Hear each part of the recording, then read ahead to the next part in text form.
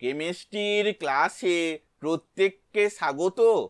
প্রশ্ন, অজৈব রসায়ন থেকে এই যৌগগুলির মধ্যে কোনটিতে পারক্ষ বন্ধন আছে?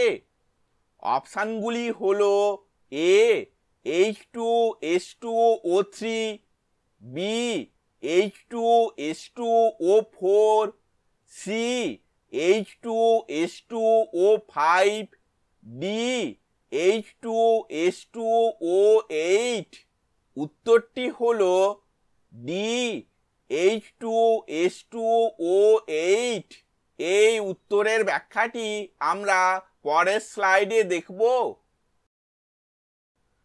এটি হলো H2S2O8 এর গঠনাকৃতি এবং এটি হলো পারক্ষ বন্ধন। ভিডিওটি দেখার জন্য ধন্যবাদ।